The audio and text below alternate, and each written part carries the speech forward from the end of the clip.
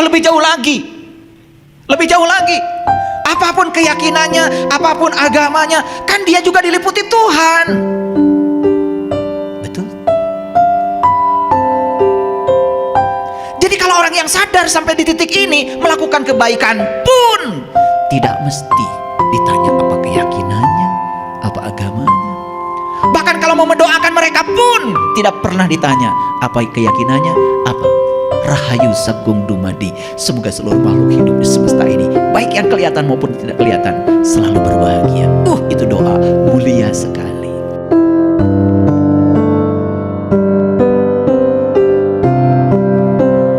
Ketika saya mengajak umat ini berpikir sederhana, malah saya disalahkan.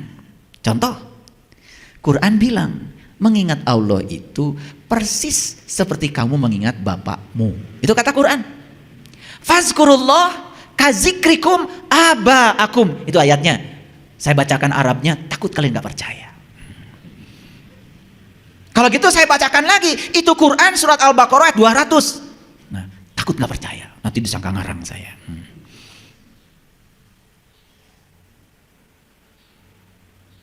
Jadi mengingat Allah itu persis seperti kamu mengingat bapakmu. Itu Quran.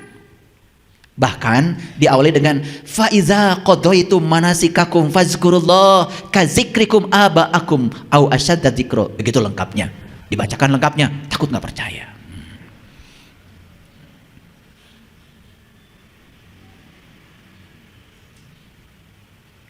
Sekarang saya tanya, sekarang ingat gak sama bapak?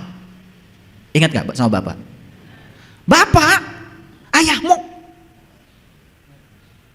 abi, abah. Ingat sekarang? Ingat? Ingat? Ada suaranya? Gak ada. Dan yang bisa ingat sama bapakmu hanya orang-orang yang kenal bapakmu. Ini omongan saya masuk akal nggak? Kan yang bisa mengingat bapakmu, satu kamu, anaknya. Yang kedua, tetanggamu yang pernah jumpa dengan bapakmu. Yang ketiga, siapapun orang yang pernah jumpa dengan bapakmu. Lah saya belum pernah jumpa sama bapakmu, disuruh mengingat. Walaupun saya tahu namanya, misalnya namanya Amir. Lah kan saya juga tidak bisa mengingat bapakmu walaupun sudah ada namanya. Lu sambil tasbih gitu, langsung Amir. Begitu. Saya ingin membawa kalian kepada kesederhanaan, kebenaran. Karena kita sudah terlalu ruwet selama ini berpikir. Ulangi lagi. Ingat sama bapak sekarang? Ingat. Kenapa ingat? Satu, sering jumpa. Dua, kita jadi kenal. Kalau gitu saya tanya lagi, ini kesederhanaan. Jumpa dulu, kenal dulu. Yang benar, jumpa dulu, kenal dulu. Ya jumpa dulu. Kalau sering jumpa, baru kenal. Kenal itu akibat sering jumpa. Bahkan kalau sering jumpanya, bukan hanya kenal, cinta. Makanya, ya dalilnya orang Jawa Tengah, Jawa Timur, witing tresno, jalaran soko kulino. Pada pintar. Tapi begitu diterapkan kok jadi nggak pintar, itu yang saya bingung. Sesederhana itu. Ulangi. Ingat sama bapak sekarang. Ada suaranya? Ada. Yang bapaknya Amir kan gak usah bilang Amir. Yang bapaknya Emot gak usah bilang Emot. Betul? Betul apa tidak? Nah, mengingat Allah itu persis seperti kamu mengingat bapakmu. Itu kata Quran. Sekarang saya tanya, ingat sama Allah.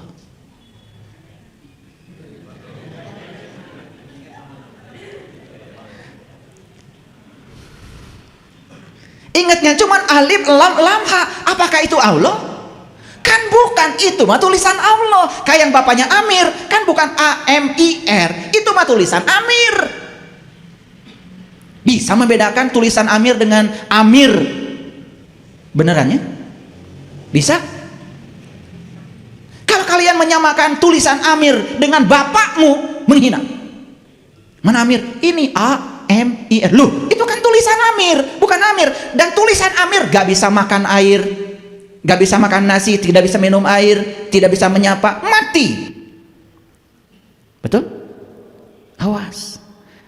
Alif lam lam ha bukan Allah. Itu mah tulisan Allah. Bahkan Allah itu awalnya juga nggak ada namanya. Kan bapakmu yang Amir juga baru ada namanya setelah ada barangnya. Sekarang saya nanya dulu, ini kesederhanaan berpikir. Barangnya dulu, namanya dulu. Setelah ada barangnya gubrag alam ke alam dunia. Betul? Kasep. Mancung. Lengana dua. Sampai na dua. Dipasihan aja dengan Amir. Betul? Ya. Jadi menyebut-nyebut Amir, bisa tahu dan kenal pada Amir? Gak bisa. Bisa tahu dan kenal Amir, mun sering penak sareng Amir. Sederhana? Oke. Sekarang saya tanya, tahu zikir? Zikir bahasa Arab, apa artinya? Mengingat. Awas ya. Zikir artinya mengingat. Coba saya tes. Ini sederhana. Amir, Amir, Amir, Amir. Saya sedang apa? Udah mulai pinter nih. Kan tadi saya sedang menyebut. Menyebut itu barangnya juga beda alatnya. Menyebut itu pakai alatnya ini. Tapi mengingat, ya yang jelas saya ingat bapak saya. Tapi nggak tahu di sebelah mana itu alat buat mengingatnya. Gaib. Tapi saya ingat bapak saya walaupun sudah meninggal 10 tahun yang lalu. Saya sekarang masih ingat ya senyumnya, ingat kebijaksanaannya, ingat pecinya, ingat baju kesukaannya, ingat cara beliau pakai sarungnya, bahkan nyomotnya aja sampai sekarang saya masih ingat. Beda mengingat dengan menyebut. Oke.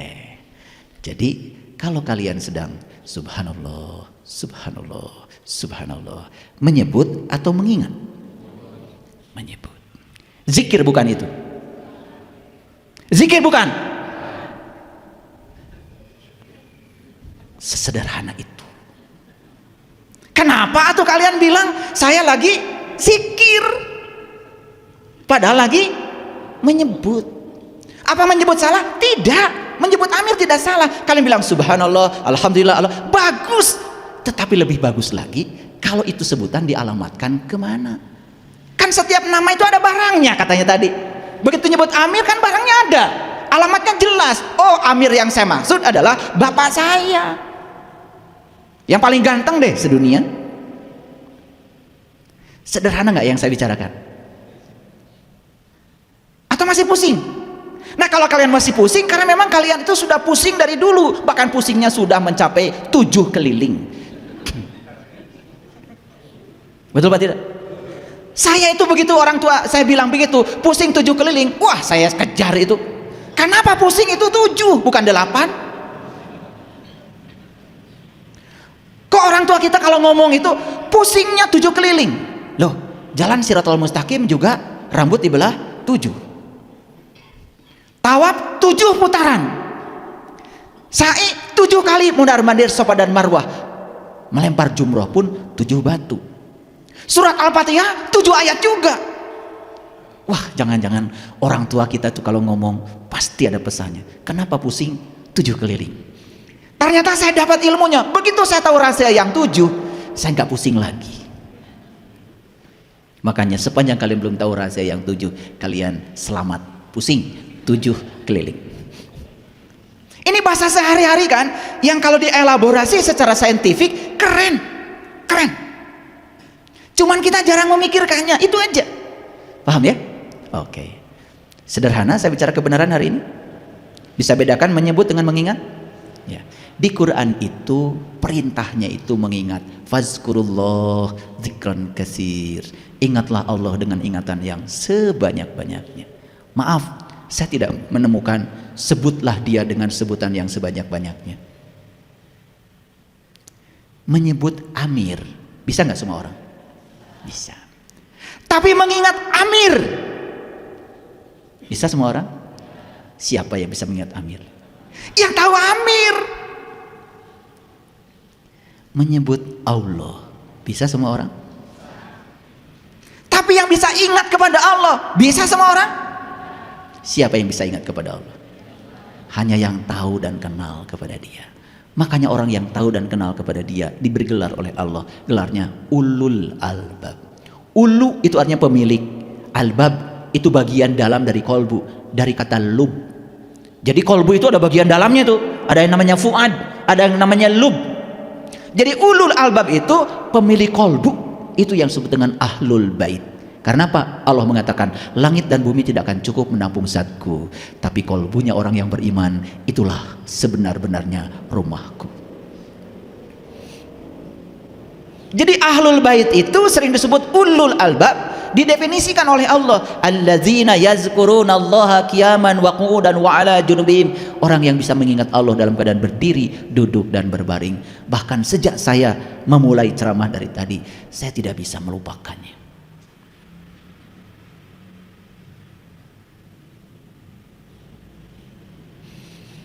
Clear sampai sini? Oke, lanjut. Ini baru bahas judul. Udah setengah jam. Oleh karena itu, mari kita bersyukur hari ini kita diberi kesempatan untuk belajar di ruang kesadaran kembali. Oleh karenanya mari kita puji Allah bersama-sama membaca hamdalah. Alhamdulillahirabbil alamin. Mari kita mohon ridho dan berkah Allah. Semoga hari ini kita bisa menemukan kebenaran dalam kesederhanaan. Kita sapa asmanya dengan kelembutan dan cinta seraya membaca basmalah. Bismillahirrahmanirrahim.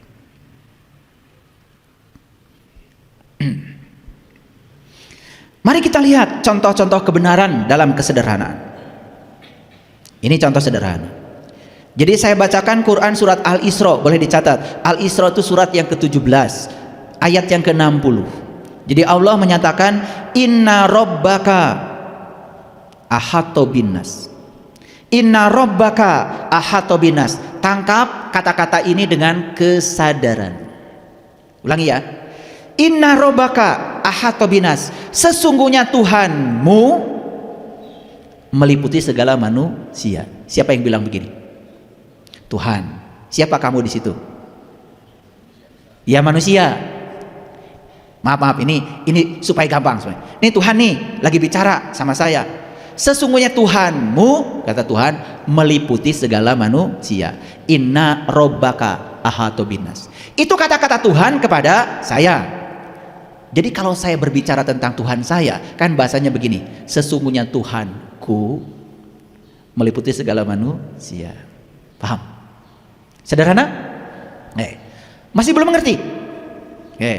Konsen. Makanya kalau mau ngaji hari Selasa pagi-pagi minum air wortel, ya. Khusus Selasa jangan makan nasi goreng. Nah ini kayak gini lambat. Minum air putih yang banyak, gitu. Kalau mau ngaji dengan saya, biar bisa fokus. Ulangi. Jadi Tuhan bilang kepada kita, sesungguhnya Tuhanmu meliputi segala manusia.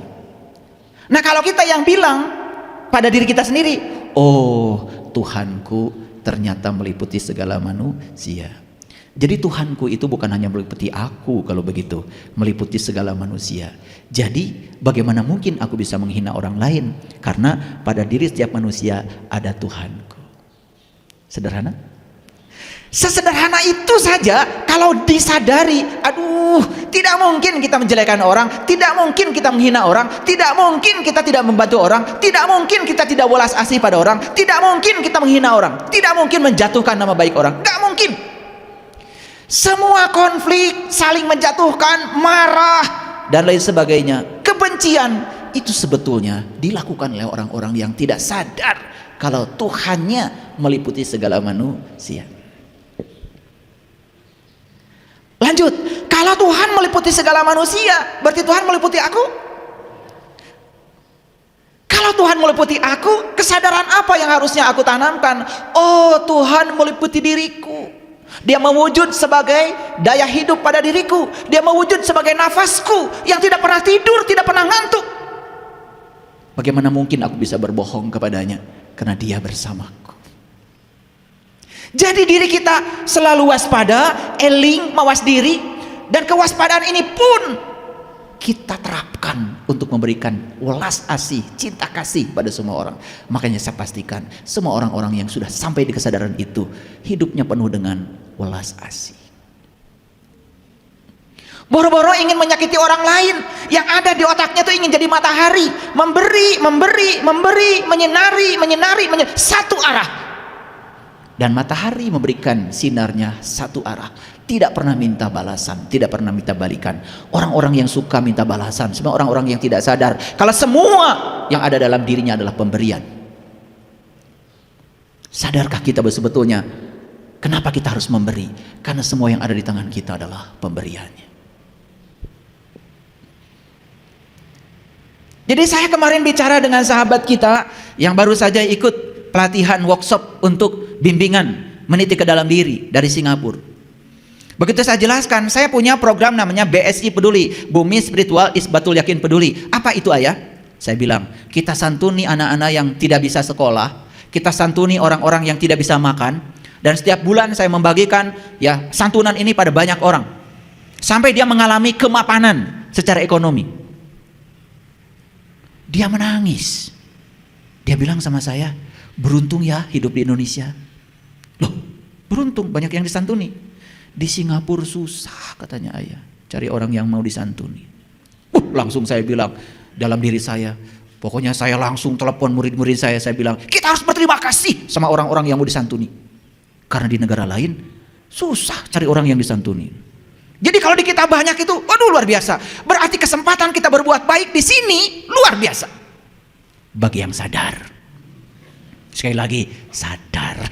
Yang sadar, boro-boro mikirin itu.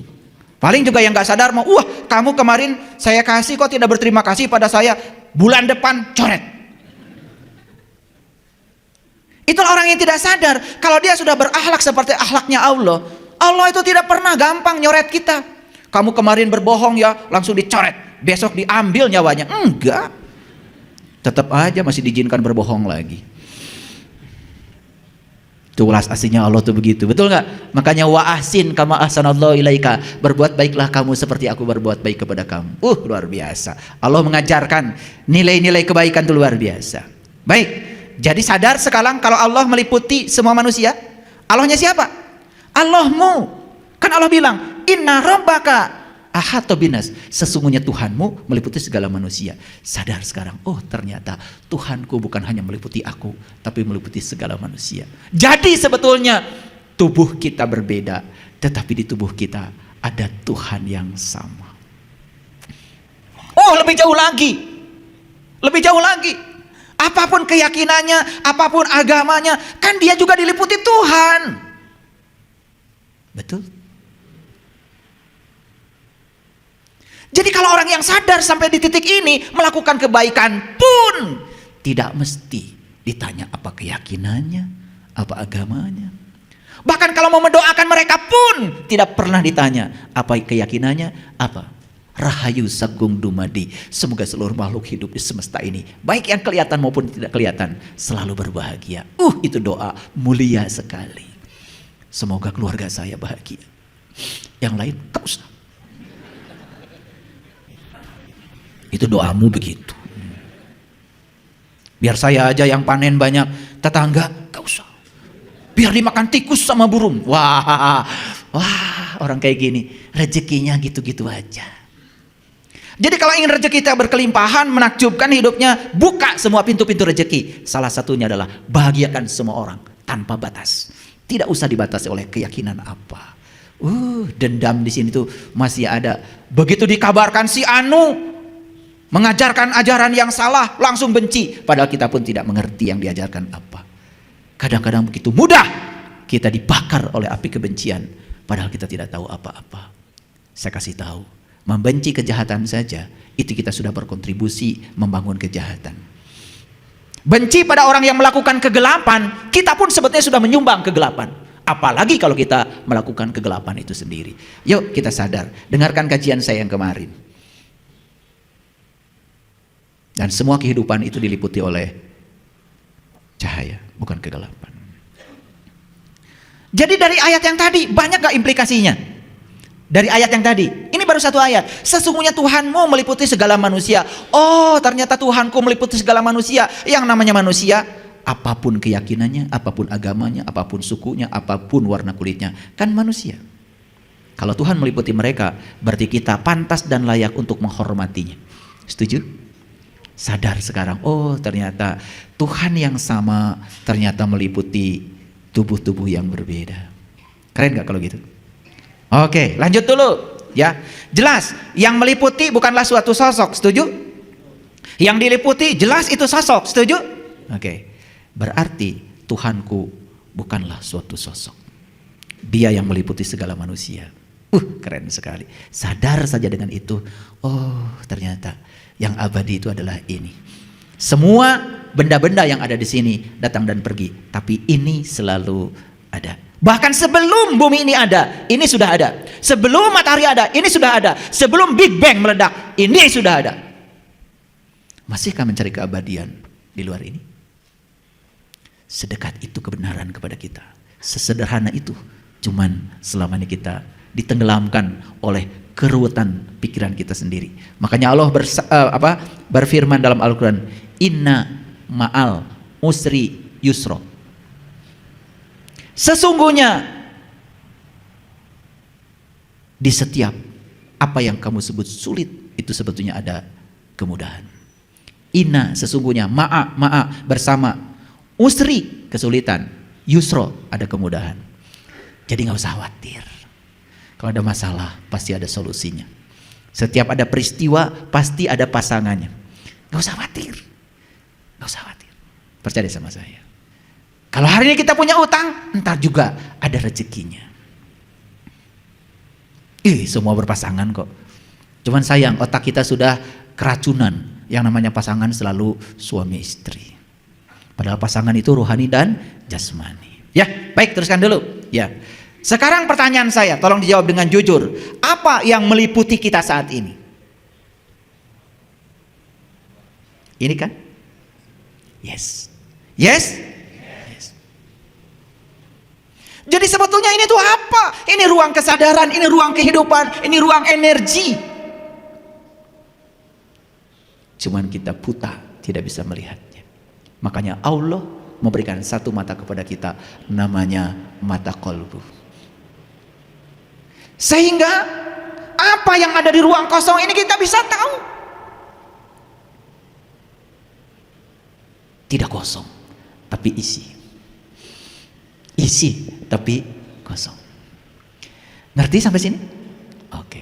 Yuk, jawab lagi pertanyaan saya. Sekarang kita sedang hidup? Yes. Dari mana kita mengambil kehidupan? Dari sini. Apakah kehidupan yang kita ambil dari sini abadi di sini? Tidak. Sebentar masuk, sebentar keluar. Sebentar masuk, sebentar keluar. Sebentar masuk, sebentar keluar, dan nanti tidak masuk lagi. Betul nggak? Ketika tidak masuk lagi di mana? Iya di sini, di sini.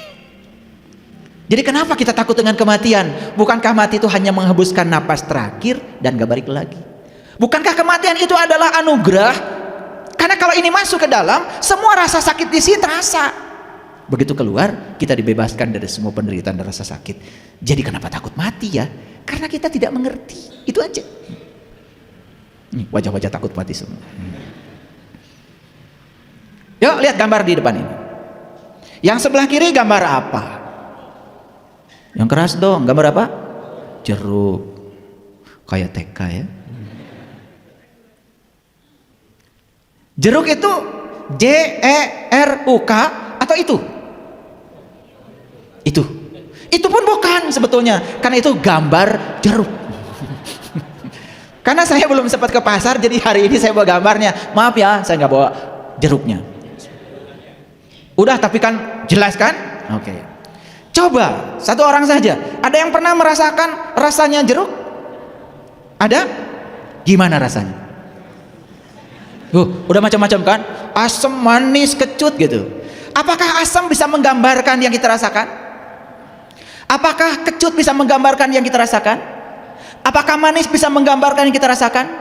Nih saya kasih tahu, semua kata-kata yang kita ucapkan itu semuanya adalah bohong. Karena yang sebenarnya adalah yang kita rasakan. Makanya kalau saya ditanya sama kalian, ya gimana ya rasanya jeruk? Pokoknya gitu deh.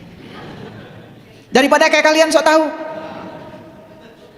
Asam, kecut, macam-macam tadi, betul nggak? Nanti saya kejar lagi, asam itu apa? Mau didefinisikan? Makin didefinisikan makin jauh dari kenyataan. Dan selama ini kita terjebak oleh kata-kata asam, kecut, manis, betul? Lembut. Itu kata-kata yang dibuat oleh kita sendiri saking ingin menggambarkan rasa yang ada di situ. Tapi apakah rasa yang di situ bisa digambarkan dengan kata-kata? Saya jamin, siapapun ilmuwan, saya suruh nulis, coba kamu tulis, asam itu apa? Pusing dia. Mau ahli kimia, mau ahli fisika, mau sekolahnya sampai S4. Tahu S4? Susah senyum, senang senyum. Itu sekolah paling tinggi. Jadi sekolah yang paling tinggi bukan S3. Banyak yang sekolahnya S3, intelektualnya udah mencapai tingkatan paling tinggi, tapi susah cemberut, senang tambah cemberut. Karena takut kehilangan yang dia senangi, betul? Buat apa sekolah tinggi-tinggi kalau tidak bahagia? Makanya sekolah yang paling tinggi itu adalah S4. Susah senyum, senang senyum. Tetap senyum apapun keadaannya. Itu namanya sudah bisa menerima semua kondisi apa adanya. Itu sekolah paling tinggi itu. Capai sekolah itu. Ya. Dan sekolah itu bisa dicapai oleh lulusan SD, SMP, SMA, gak peduli tingkatan pendidikannya apa. Karena kesederhanaan, kebenaran ada dalam kesederhanaan. Jadi kebenaran itu gak ruwet. Kenapa kita ruwet? Karena kita selama ini diajarkan ruwet oleh orang-orang yang ruwet. Dan lucunya tuh kalian itu dikasih yang ruwet gak mau, dikasih yang gampang juga gak mau. Saya pengen tahu maunya apa. Iya. Ayah kok cara untuk mendidik ke dalam diri katanya semudah itu. Saya tanya, kamu pengen sesusah apa? Iya, akhirnya udah. Kalau kamu pengen susah udah. Kalau kamu ingin meniti ke dalam diri, kenal jati dirimu, mulai sekarang kamu puasa 10 tahun. Setelah 10 tahun baru ketemu saya. 3 bulan udah datang lagi. Berat ayah. Nah, jadi inginnya yang berat-berat. Di Quran Allah mengatakan, nih dengarkan semuanya. Man kana yarju liqa Allah fa inna ajalallahu la'aj. Barang siapa yang berharap jumpa dengan Allah, waktu yang dijanjikan pasti datang. Jadi syarat berjumpa dengan Allah itu kata Quran, bukan kata saya. Cukup kamu berharap, itu saja. Tidak ada harus melakukan ini, melakukan, gak ada. Ruwet. Dan yang ruwet itu pasti belum tahu. Saya kasih tahu ya. Ya, kamu kalau ingin jumpa dengan jati dirimu, kamu harus masuk dulu, cari gua, kamu tinggalkan anak istrimu. Berapa lama? 40 tahun. Keburu modar.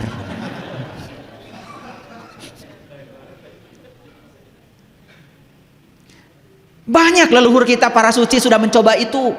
Mereka mengasingkan diri di gua ini, gua itu sampai kurus kerontang. Malah ditegur oleh semesta.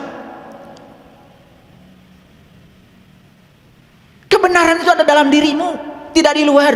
Tidak usah untuk menemukan kebenaran, kamu sendiri harus menyiksa dirimu sendiri. Sampai hak-hak tubuh tidak diberikan. Masa begitu? Kitab suci tertua yang ditulis oleh tangan Allah sendiri adalah tubuh manusia. Dan lewat tubuh inilah kita akan bisa menemukan banyak sekali ilmu pengetahuan. Asal tahu ilmunya, tahu caranya. Sekarang yang sebelah kanan gambar apa? Siapa yang ngasih nama ini buah naga? Dulu ada namanya? Saya kasih tahu. Semua yang diberi nama, yang ngasih nama kamu. Ingat itu. Betul apa tidak? Awas, supaya sadar. Yang ngasih judul kamu. Begitu ada yang tidak enak, kami kasih judul musibah. Siapa yang ngasih judul? Kamu.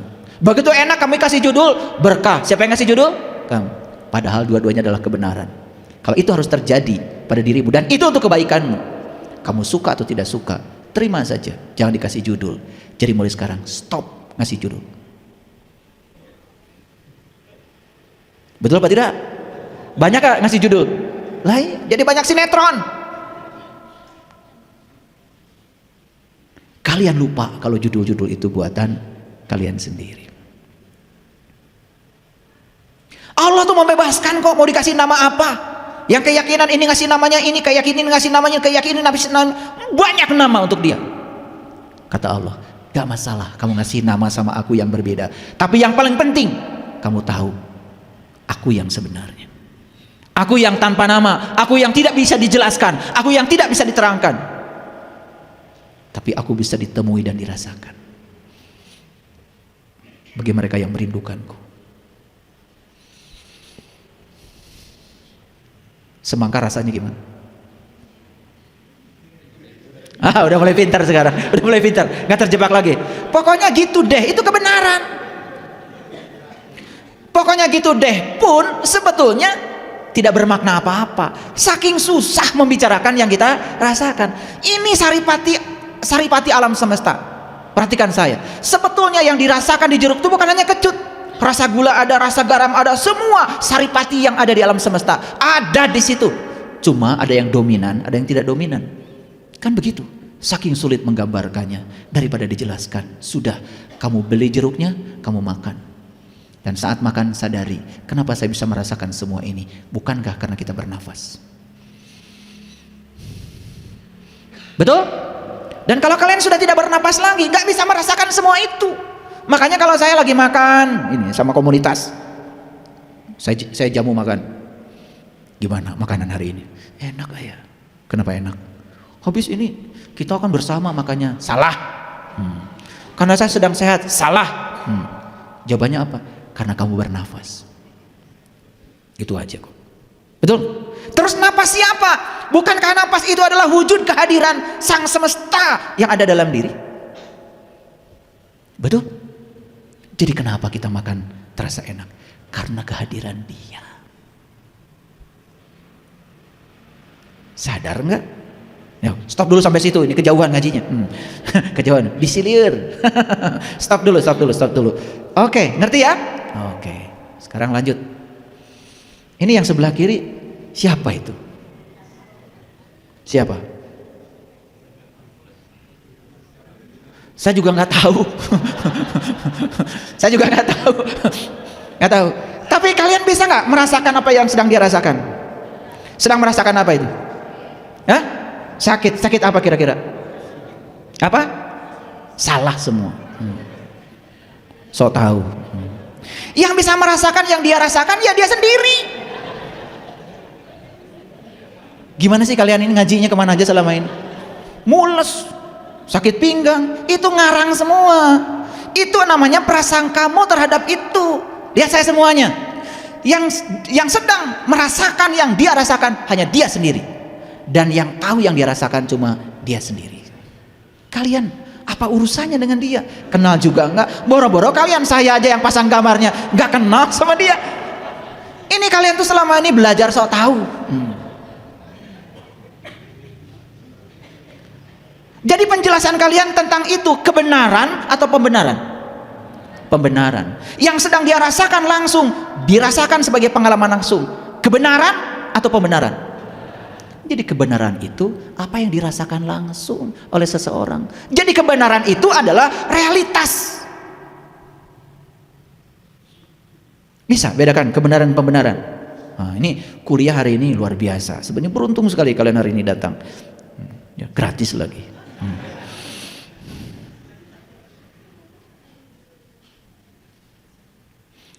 Ini yang sebelah kanan siapa ini? Oh, udah mulai tidak terjebak lagi ya. Nah, kalian udah mulai agak pinter ini sekarang. Udah mulai agak pinter. Dia sedang merasakan apa? Nggak tahu. Yang jelas dia sedang merasakan sesuatu dan yang bisa merasakan cuma dia sendiri. Kalian nggak bisa.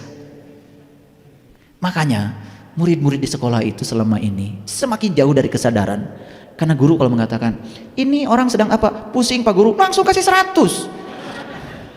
Dan yang lucunya anak ini mengatakan benar jawabannya. Itu kan yang membuat kalian modelnya kayak gini. Merasa paling benar, merasa paling hebat, merasa paling soleh. Kalau udah dandan kayak gini, yang lain salah. Ini dari tadi ketawa-ketawa itu mentertawakan siapa sebetulnya? Nah, kalau kalian sudah mentertawakan diri sendiri, itu tanda-tanda masih ada kehidupan dalam diri kalian itu. Masih ada kehidupan. Ya. Dan orang yang sombong, orang yang tidak tahu kalau dirinya tidak tahu, nggak akan ada di sini. Dan dia tidak kebagian tertawa. Betul apa tidak? Makanya kalian suka baca surah Yasin kan? Litundiro qaumam ma undiro abauhum fahum ghafilun. Sering gitu kan? Sering? Sering kalian.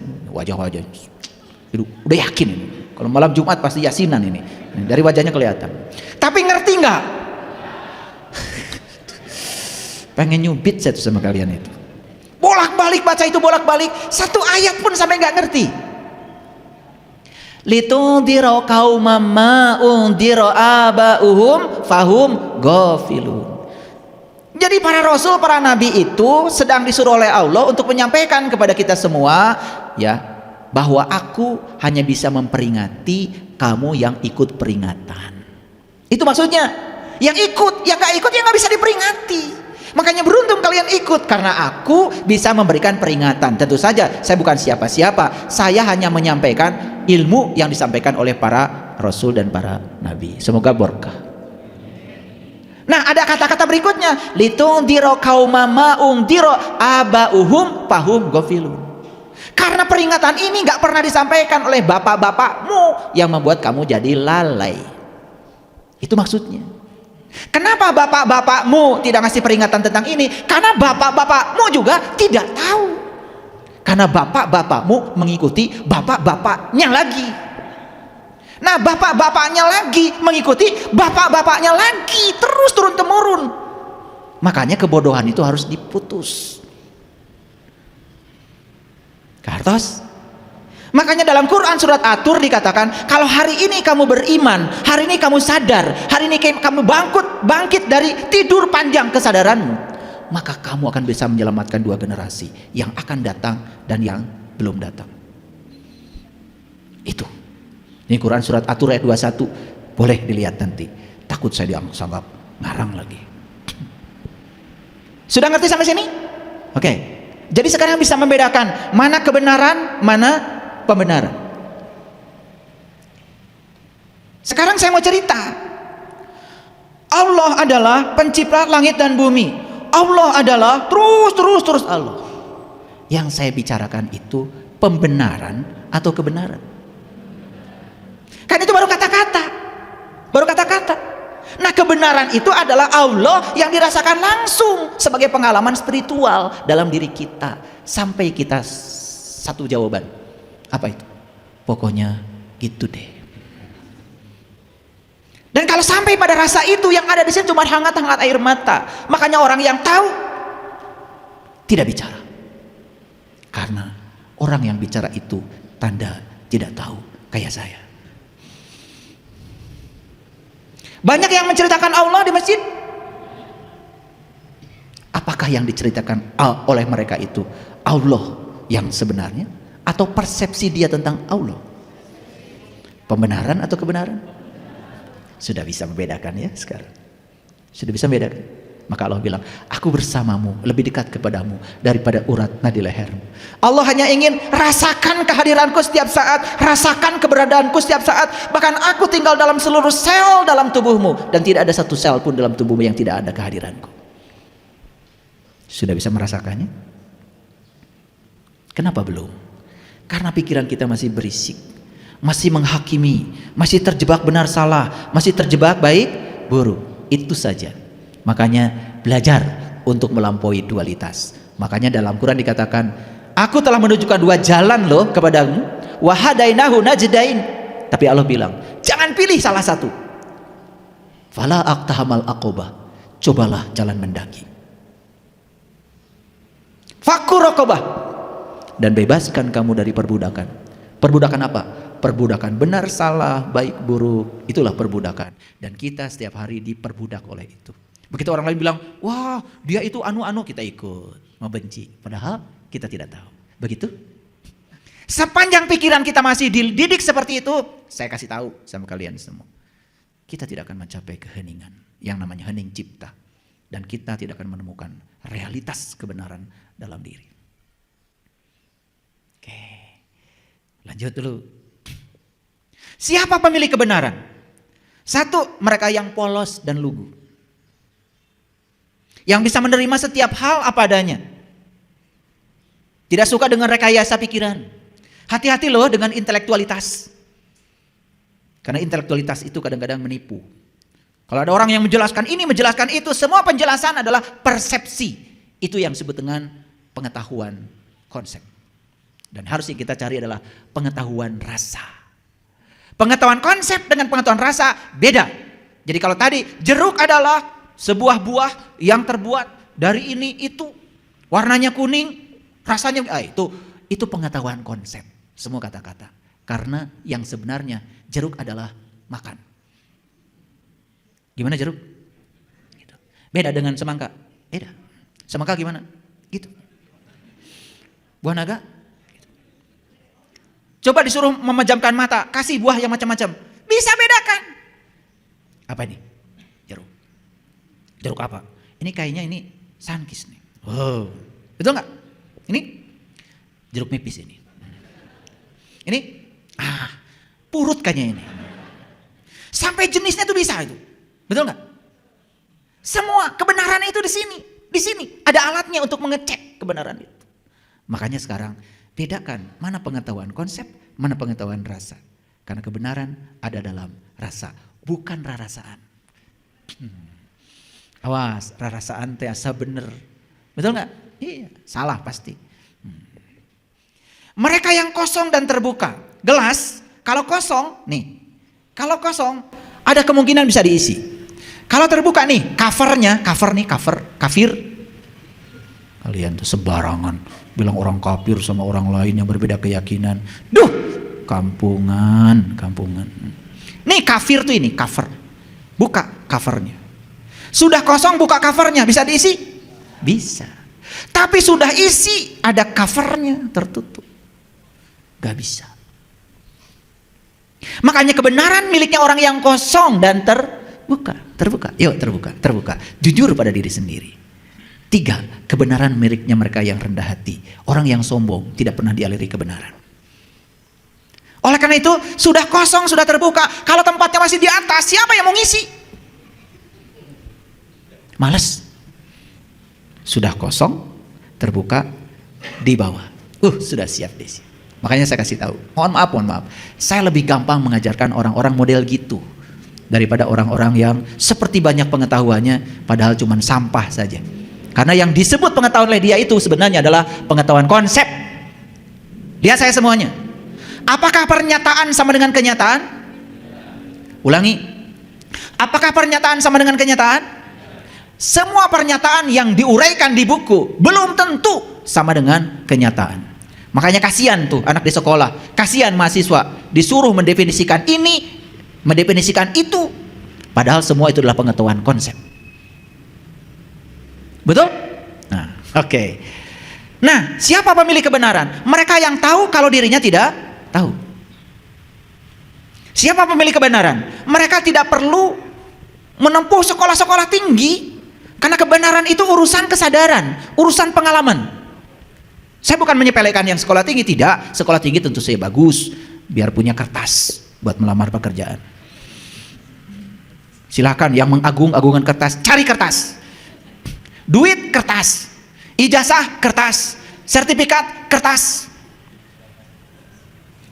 Apalagi? Surat tanah kertas. Silakan yang senang mengumpulkan kertas, selamat ya.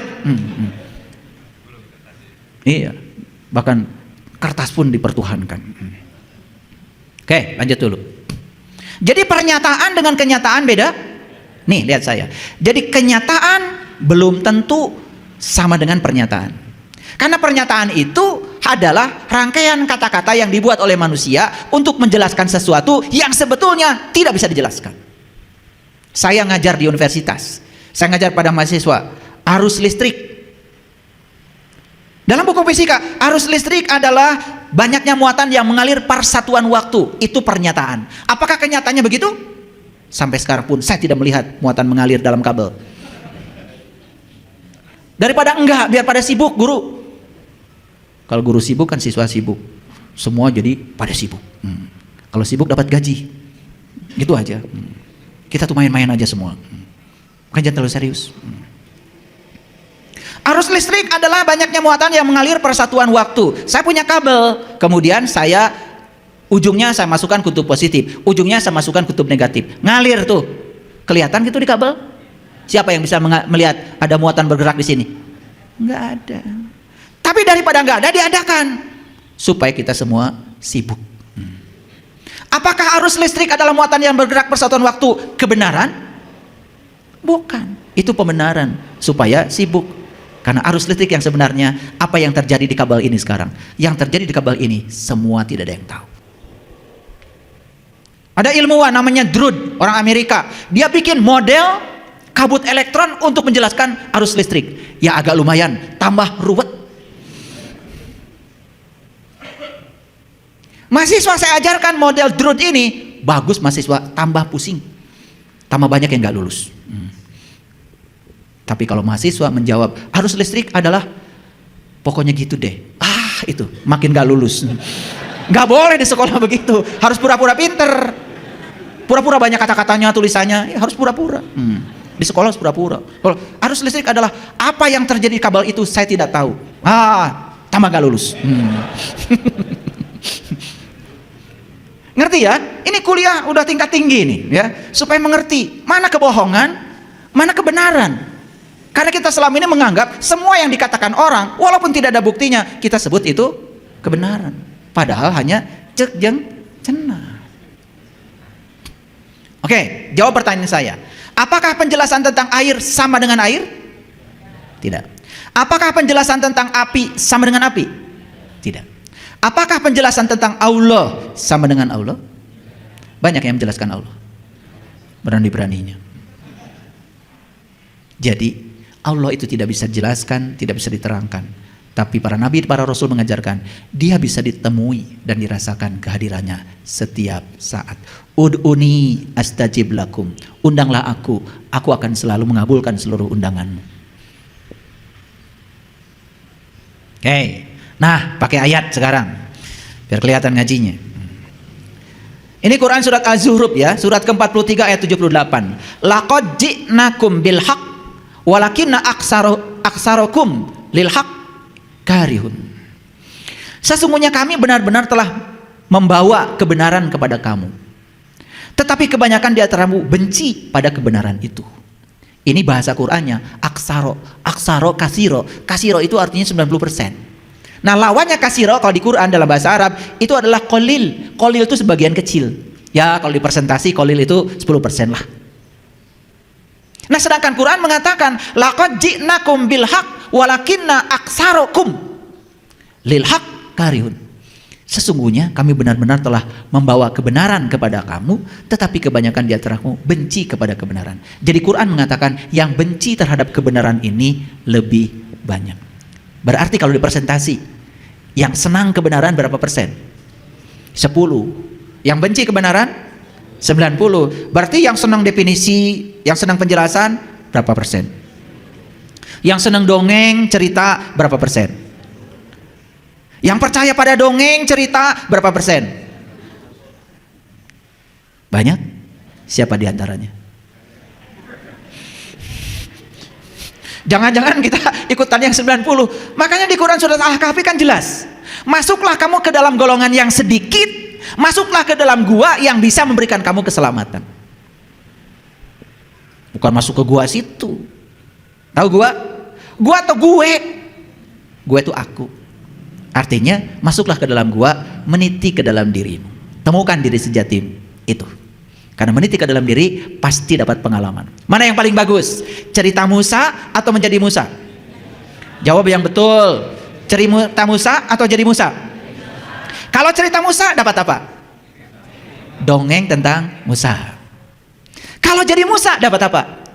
Dapat pengalaman seperti yang dialami Musa. Bisa membedakan mana pembenaran, mana kebenaran?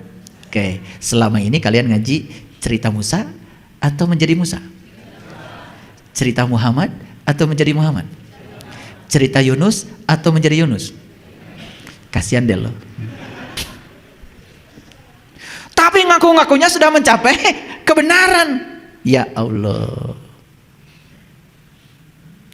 Clear sampai sini? Oke. Gimana? Tersentuh sedikit? Kalau ada tersentuh sedikit udah bagus tuh. Masih ada tanda-tanda kehidupan itu. Nah, itu sebabnya kita harus mencari tali Allah. Sudah tahu tali Allah? Sudah tahu tali Allah? Saya tanya dari tadi banyak nggak tahunya. Makanya Allah mengatakan, lihat saya, wa'tasimu bihablillah, wa'tasimu bihablillahi jami'a, wala tafarraqu. Wazkuru nikmatallahi alaikum idh kuntum a'daan fa'allafa baina qulubikum fa asbahtum bi ni'matihi ikhwana wa kuntum ala syafa hufratin minan nar fa anqadakum minha kadzalika yubayyinullahu lakum ayatihi la'allakum tahtadun. Mengerti? Jawab dong. Sering baca ayat ini. Kenapa? Kalau baca ayat sendiri tidak pernah bertanya. Tanya sama kamu, mengerti? Itu. Kalau kamu mengerti ya saya jelaskan sekarang. Wa'tasimu bihablillah, dan berpegang teguhlah kamu semuanya kepada tali Allah. Habl itu tali. Yang luar biasa, lihat saya semuanya. Ada seorang ilmuwan namanya Hubble. Dia pencipta teleskop Hubble. Dan ketika teleskop Hubble diciptakan, maka sejarah tentang alam semesta terbuka. Karena apa? Setelah Hubble merekam proses penciptaan alam semesta. Jadi ledakan alam semesta yang terjadi jutaan miliaran tahun yang lalu, itu baru terekam sekarang. Karena cahaya itu untuk merambat perlu waktu. Walaupun kecepatan cahaya itu adalah 300 juta meter per detik, tetapi ledakan di alam semesta ini baru tertangkap oleh kameranya Hubble. Bayangkan setelah miliaran tahun, betapa tak terbatasnya alam semesta luas nih. Yang luar biasa, ini Hubble itu orang Amerika, tapi dikasih nama bahasa Arab. Dan saya curiga jangan-jangan orang tuanya udah tahu ayat ini. Karena kata-kata Hubble adanya di Quran surat Al Imran nih, ayat 103. Sayang saya sekarang tidak bisa ketemu orang tuanya. Tapi saya kagum karena apa? Dia dikasih nama Hubble. Dan gara-gara teleskop Hubble, sejarah alam semesta terbuka semuanya. Kita mengenal yang disebut dengan supernova, yang di Quran disebut mawar merah. Fa idza saqatis sama'u fakanat wardatan kadihan fa bi ayyi ala'i rabbikuma tukadziban. Ketika langit ruhanimu terbuka, saat itu kau akan menyaksikan merah mawar seperti kilapan minyak. Siapapun yang sudah menyaksikan itu dalam dirinya, dia sudah menemukan kebenaran. Sudah belum? Kalau belum jangan banyak ngomong, diam saja, cari kebenaran itu, karena itu ada dalam dirimu. Jadi supernova bukan hanya di teleskop Hubble, ada di sini. Dan tubuh kita ini adalah teleskop Hubble yang sebenarnya. Lebih canggih daripada teleskop Hubble buatan Hubble itu sendiri. Banyak yang tidak tahu kalau tubuh yang hebat ini adalah teleskop Hubble buatan Allah dengan tangan Allah sendiri untuk menyaksikan kebesaran Allah yang ada di dalam diri kita.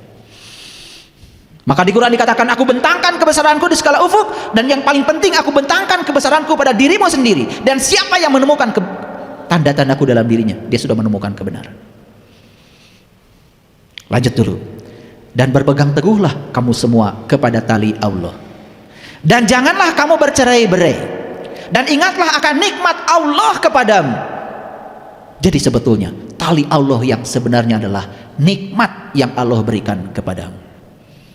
Apa nikmat yang paling besar? Nikmat yang paling besar adalah merasakan kehadiran Allah di dalam diri kita.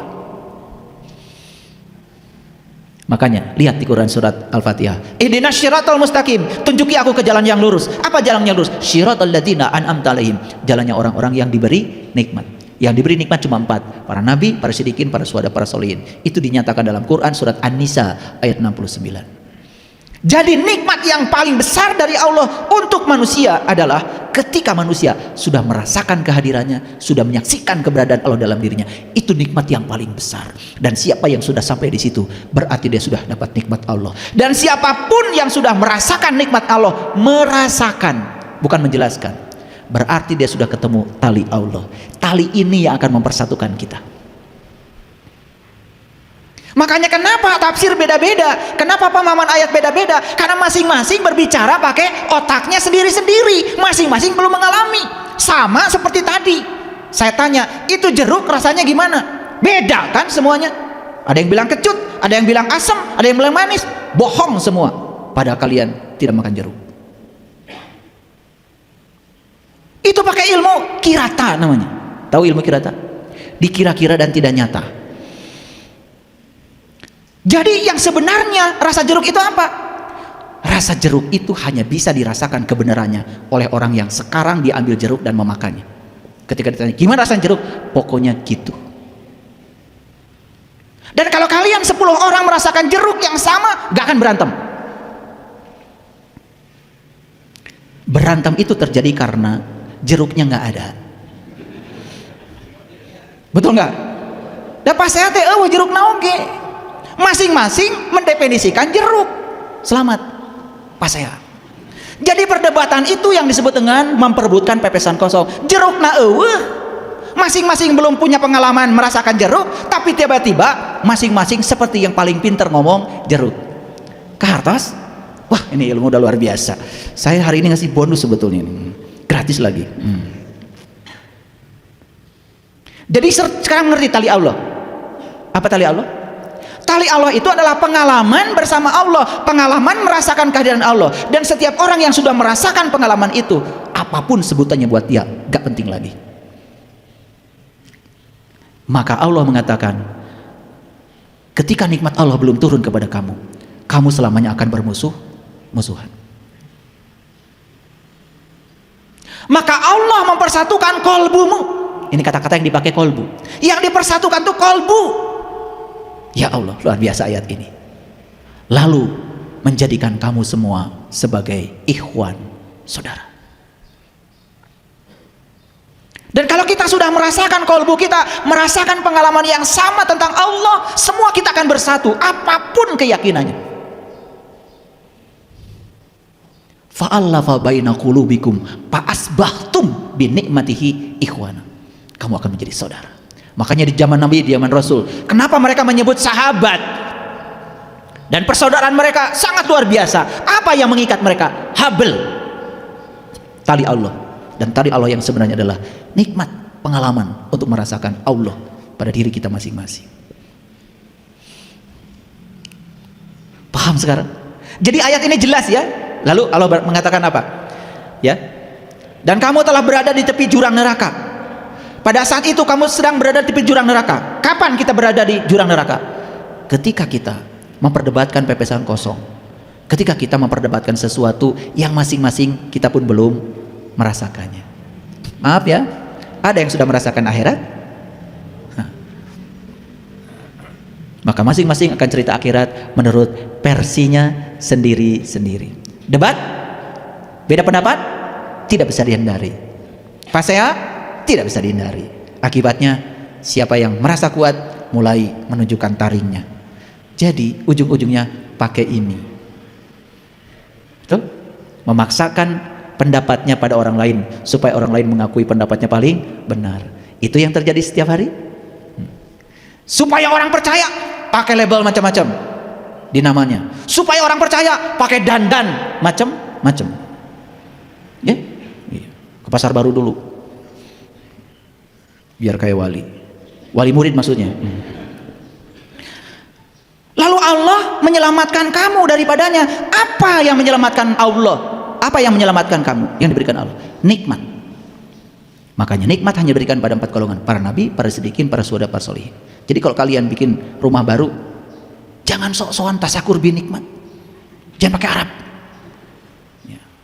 Buat ram di rumah baru, gitu undangannya, jelas. Tidak ada di Quran rumah baru itu nikmat, nggak ada. Karena yang dapat nikmat cuma 4: para nabi, para siddiqin, para syuhada, para sholihin. Yang punya rumah baru nggak ada golongannya. Kan kita sudah terbiasa kan ngaku-ngaku tasyakur bin nikmat, rumah baru. Gaya. Nggak ada di ayatnya. Orang yang punya rumah baru nggak masuk golongan dapat nikmat itu. Ya, itu biasa ya, biasa. Jadi kalau mau buat tram aja, nggak usah pakai judul macam-macam. Buat tram kan intinya dahar. Nih gaya-gaya ting judulnya, betul? Kalian tuh kalau udah pakai judul keren, isinya gitu-gitu aja, betul nggak? Iya. Penting mah sambal, jengkol, peda, petei, kan gitu, betul? Jadi kalau makanan enak itu nikmat atau enak? Nah itu, pokoknya judulnya makan enak. Gitu. Tasakur bin nikmah. Ngasal. Lanjut dulu ya. Demikianlah Allah menerangkan tanda-tandanya. Yuk lihat saya semua. Jadi ketika seseorang sudah mengalami Allah, merasakan kehadirannya, menyaksikan keberadaan dalam dirinya, berarti dia sudah melihat tanda-tandanya. Makanya tadi saya tanya, jumpa dulu, ingat dulu. Jumpa dulu dong, baru ingat. Jadi kalau sudah jumpa dengan tanda-tandanya, baru bisa mengingatnya. Masuk akal? Oke. Maka Allah bilang di Quran, agar kamu mendapatkan petunjuk. Ayat ini keren sekali. Udah ketemu sekarang hablum minallah, wa tasimu bihablillah. Sudah ketemu tali Allah? Apa tali Allah? Nikmat, merasakan. Sudah bisa merasakan? Yuk, yang belum merasakan, rasakan. Begitu sampai di dimensi rasa, kita nggak berantem lagi. Maka Allah akan jadikan kamu menjadi ikhwan. Fa asbahtum bi nikmatihi ikhwan. Wah. Jadi kalau Quran dibedah keren ya. Keren nggak? Keren. Makanya Allah bilang wal takum minkum ummatun yad'una ilal khair wa ya'muruna bil ma'ruf wa yanhauna 'anil munkar wa ulaika humul muflihun.